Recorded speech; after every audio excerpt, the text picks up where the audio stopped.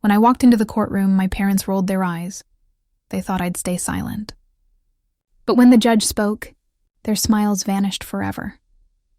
I never thought the people who gave me life would also be the ones to destroy it. Growing up, I was always the quiet one in the family, the girl who followed the rules, worked hard, and never asked for much. My parents, Diane and Harold, adored my brother, Ethan, in ways I could never fully understand. He was their golden child, the center of their world, the one they boasted about at every family gathering. Whenever he failed, they called it a learning experience. Whenever I succeeded, they called it luck. I learned early on that no matter what I did, I would never shine as brightly in their eyes as he did. Still, I loved them. I wanted to believe that beneath their favoritism, they cared about me too. That illusion was shattered the day I opened the letter that changed everything. It was a cold Tuesday morning, and I had just finished preparing for a client meeting when the mail arrived. I opened the thick envelope absent-mindedly, expecting another business statement. Instead, I froze. The document inside was a debt notice, a bank loan in my name for an amount I couldn't even imagine borrowing. At first, I thought it had to be a mistake. Maybe someone at the bank had mixed up files. But when I called the number listed on the letter, the woman on the other end said politely, "No, Miss Walters. The signatures and ID provided matched yours. The loan was processed 3 months ago." My heart sank. 3 months ago, I was in the middle of expanding my small design business. I had been careful with every transaction. There was no way I'd miss something like this. That's when the debt collectors started calling. My savings were frozen. My company's accounts were blocked. Clients began to pull out of contracts because they didn't trust a business under financial investigation. In just a few days, everything I had built, my dream, my independence, was slipping through my fingers. I spent sleepless nights combing through every document, trying to find out how it happened. Then, buried in one of the bank statements, I saw a familiar name, Ethan Walters. My brother. I wanted to believe it wasn't what it looked like. I wanted to believe there was a misunderstanding. But deep down, I knew my parents had something to do with it. The next morning, I drove to their house. My hands were shaking on the steering wheel the entire way there. When I arrived, my mother greeted me with her usual half-hearted smile, the one that barely reached her eyes. "Lucy, what a surprise," she said, wiping her hands on a kitchen towel. "We weren't expecting you." I didn't even sit down. "Mom, why is there a loan in my name?" "A loan Ethan took?" Her smile faltered for a second. Then she forced a laugh. "Oh, that. Don't be so dramatic. It was just a small help. Ethan was in a tight spot, and the bank wouldn't approve it in his name because of his history." I stared at her, stunned. "You forged my signature," I said quietly. "You used my ID." Before she could answer, my father entered the kitchen, his voice booming. "Lucy, calm down. It's just money. You'll make more. You should be proud that you could help your brother." My voice broke. "I didn't help him. You stole from me." He rolled his eyes. "Don't start your theatrics again. You've always been so ungrateful. After everything we've done for you, you can't even support your own family?" The words hit me like knives. "Everything you've done for me?" I snapped. "You mean the years of ignoring me while you spoiled Ethan? The times you called me jealous when I just wanted to be treated fairly? You think stealing my name is helping me?" My mother sighed dramatically, crossing her arms. "You've always been so emotional. Ethan needed help. You wouldn't understand. You've never had to take care of anyone but yourself." I couldn't believe what I was hearing. They didn't even look guilty. They were standing there, acting like they hadn't just destroyed my life, as if what they did was an act of love. "You don't get it," I whispered. "You've ruined my business. I could go to jail for this." My father chuckled coldly. "You won't. We made sure of it. And don't you dare talk about us like we're criminals. We're your parents." That was the moment something inside me broke. I realized that the people I had trusted the most saw me as nothing more than a tool, a way to clean up their son's messes. I left their house that day without looking back, but their laughter followed me out the door. My mother's words echoed in my head. "You should be grateful we raised you at all." The next few weeks were a blur of chaos. I spent hours on the phone with lawyers, trying to find a way to prove my innocence. Every time I checked my account, there was less and less. I sold my car, moved into a smaller apartment, and watched the life I had worked so hard to build crumble. One night, surrounded by bills and legal notices, I broke down. I cried until I couldn't breathe, until my tears turned into something darker: resolve. I wasn't going to let them win.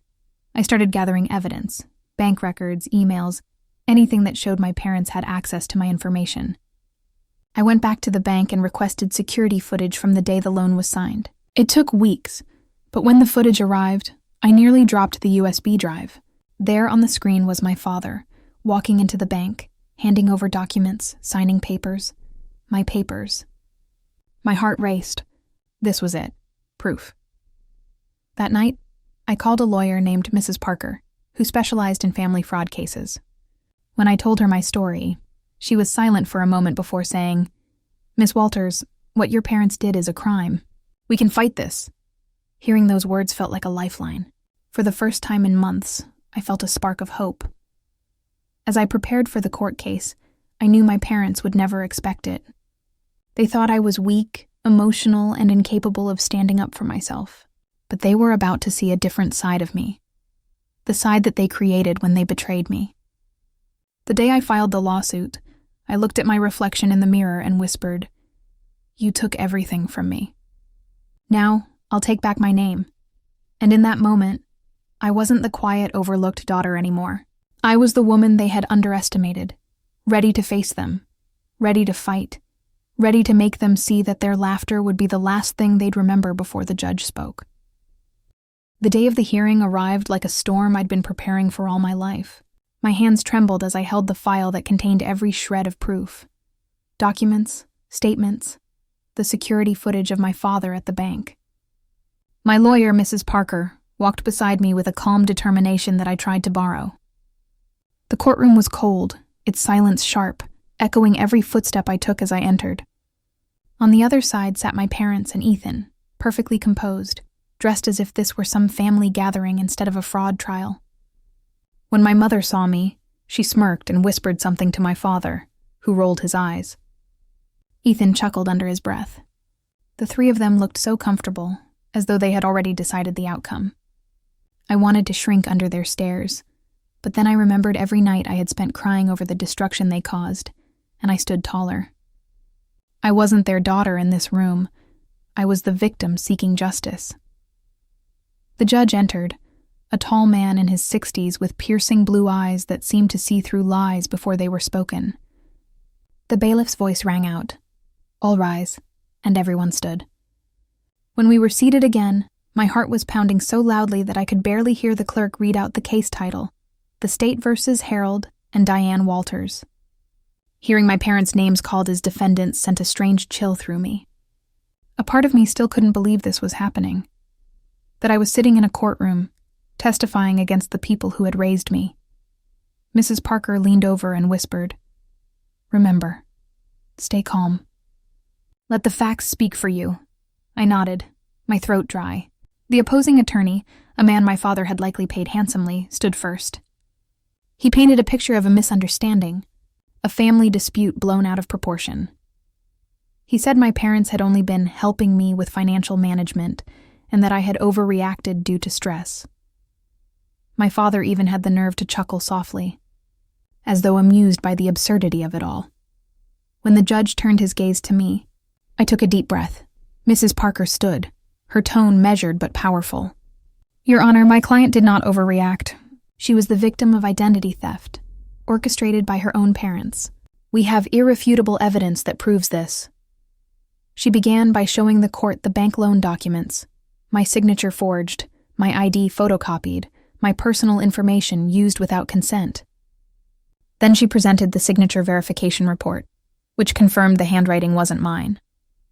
The courtroom murmured, a wave of whispers spreading through the benches. I watched my mother's composure crack slightly as her eyes darted toward my father. Still, my parents held their heads high, pretending this was some performance. Then the judge asked if my father wished to respond. He stood confidently, his voice steady. "Your Honor," he began, "I only acted in my daughter's best interest. She's young and inexperienced. She signed those documents willingly, but now that her business failed, she wants someone to blame. We were just trying to help." His words made my blood boil. My mother nodded vigorously beside him, adding in her calm, sweet tone, "Lucy has always been emotional. She tends to exaggerate. We would never hurt her." The judge turned to Mrs. Parker. "Do you have evidence contradicting this claim?" She gave a small smile, the kind that said she had been waiting for that exact question. "Yes, Your Honor," she replied, holding up a flash drive. "This contains footage from the bank's security camera the day the loan was processed." The bailiff inserted the drive, and the screen came to life. The courtroom went silent as the video played. There was my father, walking confidently into the bank, handing over papers, signing documents, and using my identification. There was no sound, but I could feel the weight of every pen stroke he made, as though it were cutting through me all over again. My mother gasped audibly. My father's face turned pale, his composure slipping. Ethan looked down, unable to meet my eyes. The silence that followed was deafening. The judge leaned forward, his tone cold and firm. "Mr. and Mrs. Walters," he said slowly, "this is not a parental concern. This is fraud." His words echoed across the room like thunder. My parents didn't speak. My father opened his mouth to argue, but the judge raised a hand. "Do not speak unless I permit you to. You've already done enough talking." For a moment, I just stared at them. These people I had once loved so fiercely. My mother's hands trembled as she twisted the edge of her scarf. My father avoided my gaze entirely. It was the first time I had ever seen them look small. When it was my turn to testify, I stood and walked to the witness stand. My knees felt weak, but I forced myself to look directly at the judge. "They didn't do this to help me," I said, my voice steady despite the ache in my chest. "They did it to protect my brother. They used my name, my savings, and my reputation to cover his debts. I lost everything because of them. My business, my clients, my trust. And when I begged them to make it right, they laughed." My voice cracked on the last word, but I didn't care. The truth had been buried for too long. Mrs. Parker asked a few more questions, each one building the case stronger. The evidence was undeniable. When I finished, I returned to my seat, feeling both drained and liberated. My parents refused to look at me. My father's lawyer made a weak attempt to discredit the evidence, but it was useless. The footage, the forged signatures, the bank's verification reports all stood as irrefutable proof. After hours of arguments, testimonies, and evidence, the judge finally leaned back and said, "I've heard enough for today. The verdict will be delivered after review." He glanced at my parents. "I strongly advise you to prepare yourselves." Then he looked at me. "Miss Walters, I commend your courage." When the gavel struck, the sound reverberated through me. My parents rose from their seats, their faces pale, eyes full of disbelief. As I gathered my files, my mother turned to me with a venomous whisper. "You've humiliated us, Lucy." I met her gaze for the first time without fear. "No," I said quietly. "You did that yourselves." Walking out of the courtroom that day, I felt a strange mix of exhaustion and relief. I didn't know what the final verdict would be, but for the first time, I wasn't the powerless daughter they could manipulate. I had faced them, and they finally saw that the girl they dismissed for years had grown into a woman they could no longer control. The weeks following the court hearing were some of the longest days of my life. Each sunrise felt heavy, filled with uncertainty and echoes of the courtroom. The sound of the gavel, the gasps when the footage was played, and the look on my parents' faces when their lies began to crumble. The judge had postponed the final verdict for further review, and during that time, I lived in a strange balance between fear and strength. I had already fought my battle. Now I had to wait for justice to speak. My lawyer, Mrs. Parker, kept reassuring me that the evidence was overwhelming and the truth was on my side. But doubt has a way of whispering in the quiet hours of the night. What if the judge showed them mercy? What if they found a way to twist things again, as they always had when I was a child? The thought haunted me, but deep down, something in me had changed. I wasn't the same timid daughter anymore. I had found my voice, and I wasn't going to lose it again, no matter the outcome. When the verdict day finally came, I walked into the courtroom with a calm I hadn't felt before. My parents were already seated, their posture stiff, their faces pale. My mother wouldn't look at me, while my father sat rigid, his jaw clenched as though he could control the outcome by sheer will. Ethan wasn't there. I heard he had left town weeks ago after his name appeared in the court documents. The The courtroom was quieter than the first time. There were fewer people, but the tension was thicker. The judge entered, and the silence that followed was suffocating. "Mr. and Mrs. Walters," the judge began, his voice low but powerful. "This court has reviewed all presented evidence, the forged signatures, the bank surveillance footage, and the financial statements. The facts are irrefutable." My heart pounded as he continued, his tone turning cold and sharp. "You have been found guilty of identity theft and financial fraud against your daughter, Miss Lucy Walters." The words hung in the air, heavy and irreversible. My mother gasped quietly, her hands trembling.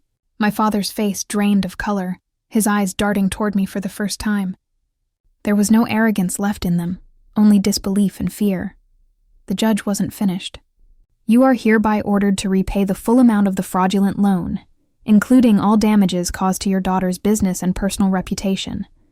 Furthermore, your actions have shown a severe abuse of trust. This court will be recommending additional penalties for restitution."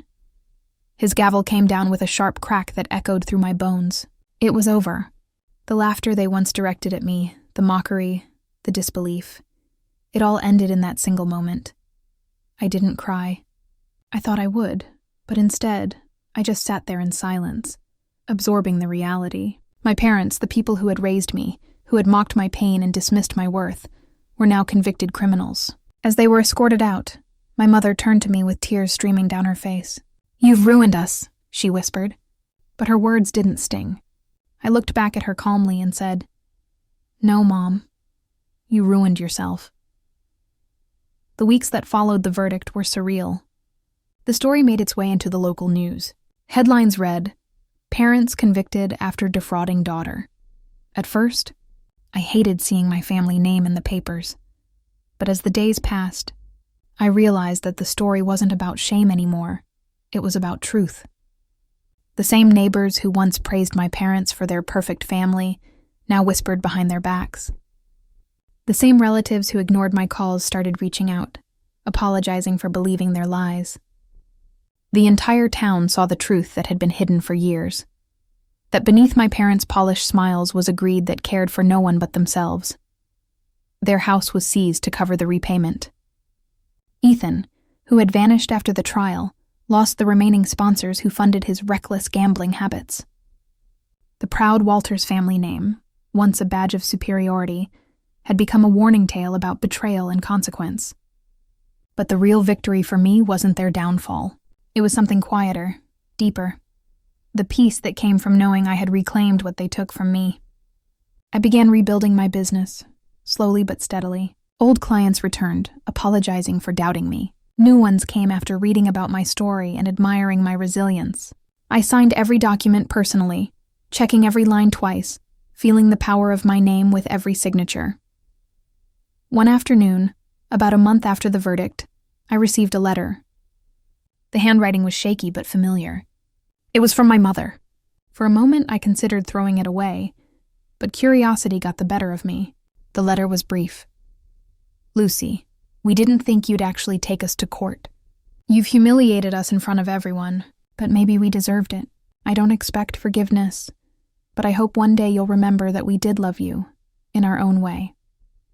I stared at the words for a long time, feeling nothing. No anger, no satisfaction, no sadness, just peace. I folded the letter carefully and placed it in a drawer, not as a reminder of pain, but as proof of how far I had come. That evening, as the sun began to set, I stood by my apartment window, watching the light fade across the city skyline. The sky was painted in soft gold and crimson, colors that reminded me of both wounds and healing. I thought about the courtroom, about the laughter that had once followed me as I walked in, and about the silence that had replaced it when justice spoke. My parents' mockery had once defined me, but now, it was their own downfall that echoed louder. I whispered to myself, "You laughed at me once, but now the world knows who I am." It wasn't revenge I felt anymore. It was release. My story had become more than a battle for justice. It was proof that even when the people closest to you betray you, you can still rise. You can still rebuild. You can still win. That night I sat at my desk, reopened my business plans, and began designing again. Every sketch, every idea, every dream felt lighter. I wasn't creating out of desperation anymore, but from strength. My parents had taken my name once, but I had taken it back. And this time, no one would ever take it away again. Moral: true revenge isn't about destroying those who hurt you. It's about reclaiming yourself, rebuilding your life, and standing tall when everyone expects you to fall.